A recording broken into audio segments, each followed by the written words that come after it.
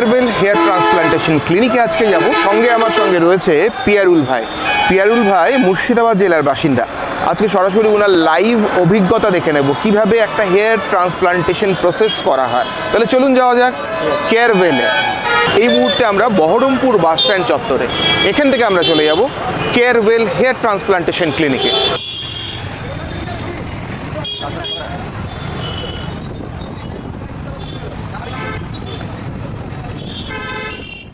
Baharampur bus stand থেকে আমরা যাব রানীবাগানের দিকে। আমি এখন রানীবাগান পেট্রোল পাম্পের ঠিক মোড়ের মাথায়। পেট্রোল পাম্পের ঠিক ডান দিকের রাস্তা ধরে এগিয়ে গেলেই কেয়ারওয়েল হেয়ার ট্রান্সপ্লান্ট ক্লিনিক।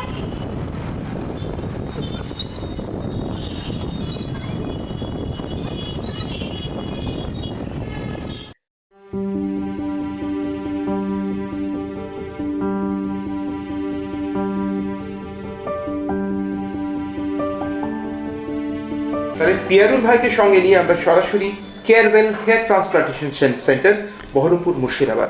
আসতে কোনো অসুবিধা হয়নি? না স্যার, আসতে মানে আমরা তো দেখলাম বহরমপুর বাস স্ট্যান্ড থেকে রানীবাগান পেট্রোল পাম্পের মোড়, সেখান থেকে ডান দিকের রাস্তা ধরে সোজা এগুলেই রানীবাগান দুর্গা মন্দির ক্রস করলে পালস মেডিসিন সেন্টার, তার উল্টো দিকের গলি দিয়ে কেয়ারওয়েল সেন্টার।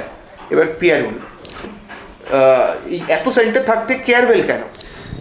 এই সেন্টার থেকে খুবই ভালো হেয়ার ট্রান্সফার হয়।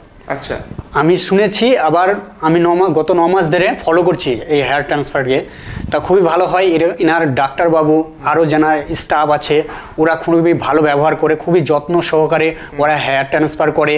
আবার আমার বন্ধু গত 9 মাস আগে করেছে হেয়ার ট্রান্সফার, ওর রেজাল্ট খুবই ভালো হয়েছে।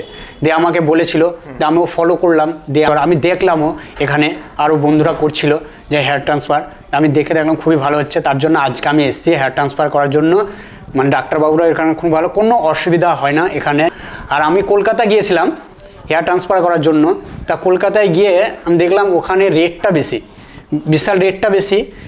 মানে 20 টাকা, 30 টাকা, 45 টাকার অবধি রেট নেয়। কিন্তু ওখানকার আমার কাজকর্ম খুব একটা ভালো লাগেনি। এখান থেকে আমি ফলো করলাম, তাই এখানকার এই ক্লিনিকের খুব মানে ভালো হয়। তার জন্য আমি এসেছি আজকে। আচ্ছা, এবার আমরা চলুন সরাসরি চলে যাই সার্জারি পর্বে।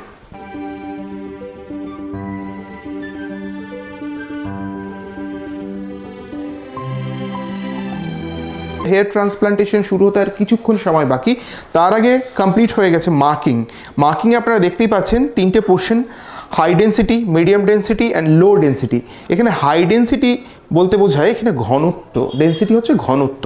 এখানে চুলের ঘনত্ব আমাদের দেখবেন সামনের দিকে চুলটা একটু বেশি থাকে, তারপরে হালকা থাকে, তারপরে কম থাকে। এই পোর্শনেই ভাগ করে নেওয়া হয়েছে। আমাদের এখানকার টেকনিক্যাল এক্সপার্ট ইতিমধ্যে এখানে মার্কিং করে কমপ্লিট করেছে। আর এখানে যে লাইনটা দেখতে পাচ্ছেন জিগজ্যাগ একটা লাইন, এটা হচ্ছে আমাদের ন্যাচারাল। আমাদের চুলের নিচের অংশটুকু দেখবেন এখানে ন্যাচারাল থাকে, মানে একটু উঁচু নিচু। এই জায়গাটায় চুলের ঘনত্ব বেশি থাকবে, মাঝখানে অল্প ঘনত্ব এবং এখানে আর একটু অল্প ঘনত্ব। এই মার্কিং কমপ্লিট। কিছুক্ষণের মধ্যেই ওনার হেয়ার ট্রান্সপ্লান্টেশন শুরু হবে। কেয়ারওয়েল হেয়ার ট্রান্সপ্লান্টেশন সেন্টার। আচ্ছা, আপনাকে যে প্রশ্নটা প্রথমেই করব সেটা হচ্ছে, এই যে ট্রান্সপ্লান্টেশন, হেয়ার ট্রান্সপ্লান্টেশন করতে গিয়ে এটার সাইড এফেক্ট আমরা সাধারণভাবে ভাবি যে একটা মাথায় আমার চুল নেই, আমি আমার বডি হেয়ার দিয়ে ট্রান্সপ্লান্টেশন করলাম, এর সাইড এফেক্ট, পার্শ্ব প্রতিক্রিয়া কি রয়েছে? বেসিক্যালি বলি, এটা একটা ভুল ধারণা আছে যে হেয়ার ট্রান্সপ্লান্ট করলে একটা সাইড এফেক্ট হয় এবং পেশেন্ট ভাবে যেটা লং টার্মের জন্য হয়তো আমার ভবিষ্যতে কোনো ক্ষতি হতে পারে বা কিছু। তো এটা একদমই নয়। এটা একটা সায়েন্স আছে যেটা আমাদের, বেসিক্যালি ওটা ওপিডি প্রসিডিওর আছে, পুরো ওপিডি প্রসিডিওর আন্ডারে পড়ে। এটা কোনো রকমেরই কাট অ্যান্ড স্টিচের প্রসিডিওর নয়। তো এবার ধরুন এটা সবাই করতে পারে, শুধু তার আগে একটু ব্লাড ইনভেস্টিগেশন করতে হয়, পেশেন্টের সমস্ত লেভেল দেখে এটি করা হয়। শুধু মেন জিনিস যেটা মেনটেন করতে হয়, মোটামুটি 5 থেকে 6 দিন একটু রেস্ট নিতে হয় পেশেন্টকে। আফটার হেয়ার ট্রান্সপ্লান্ট যদি সে রেস্ট নেয় 5 থেকে 6 দিন, মানে কোনো ধুলোবালি বা বাইরের কোনো কন্ট্যাক্টে না যায়, সেক্ষেত্রে সেই পেশেন্টের কোনো সমস্যা নেই। আচ্ছা, এই যে বললেন ওপিডি প্রসিডিওর, সাধারণভাবে বলতে গেলে আউটডোর অ্যাক্টিভিটি, একটা মানে একটা ডে কেয়ার সিস্টেমে ট্রান্সপ্লান্টেশন প্রসেসটা হচ্ছে। একদমই তাই। তাহলে শুনেলেন, যেটা কোনো রকম কাটা ছেঁড়ার কোনো রকম ব্যাপার নেই, খুব সুন্দর একটা প্রসেস। আচ্ছা, যে প্রশ্নটা সকল সাধারণ মানুষের, মানে আমার মাথাতেও এখন ঘুরছে প্রশ্নটা, এই প্রসেসটা হওয়ার পর সাধারণ কাজকর্মে, স্বাভাবিক জীবনে ফিরতে, অফিস কাছারি করতে কদিন সময় লাগে? আচ্ছা, এটা খুব ভালো জিনিস জিজ্ঞেস করেছেন, কারণ প্রত্যেক পেশেন্টেরই এটা এনকোয়ারি থাকে কারণ তাদেরকে একটা ছুটি নিতে হয়, কটা দিনে রেস্ট নেবে, এটা একটা বিরাট জিজ্ঞাসা থাকে। তো এটা ম্যাক্সিমাম ছোট কেস যদি থাকে, ধরুন অল্প ফ্রন্ট লাইন কেউ করছে, হ্যাঁ, বা কিছু ক্রাউন এরিয়া, সেক্ষেত্রে তাদের 4-5 দিন ম্যাক্সিমাম রেস্ট নিলে এনাফ।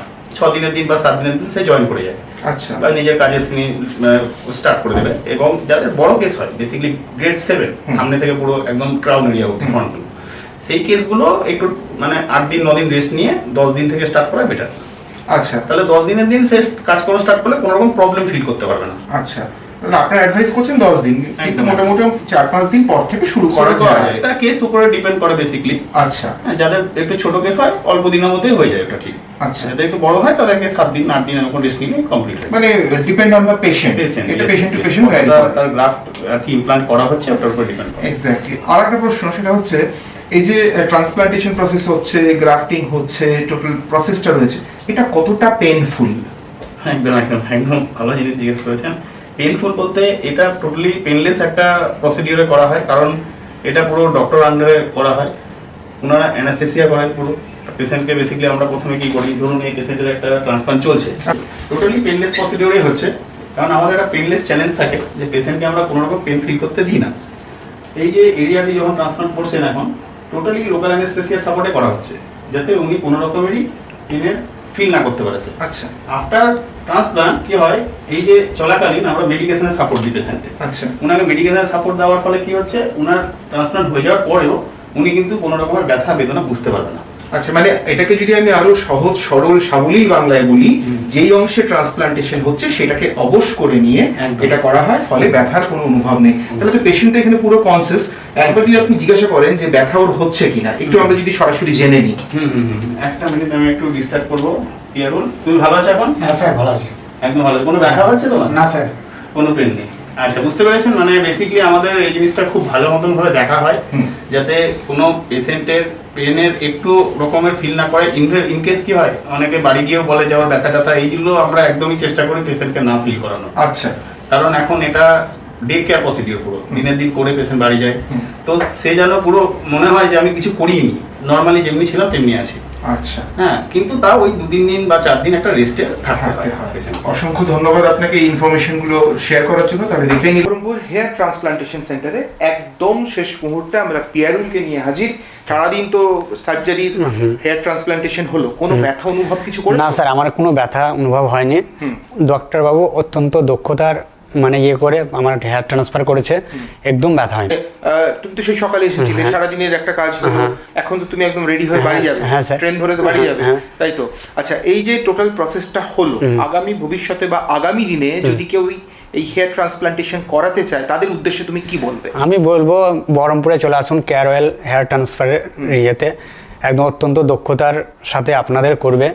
এখানকার ডাক্তারবাবুরা যেভাবে চলতে বলেছেন, যেভাবে ওষুধপত্র রেকমেন্ডেশন করেছেন, সেগুলো তুমি গ্রহণ করো, এবং খুব শিগগিরই, যেটা ওনারা বলেছেন, 4-5 দিন একটুখানি নিয়ম মেনে চলো, তারপরেই স্বাভাবিক কাজকর্মে তুমি চলে যেতে পারবে।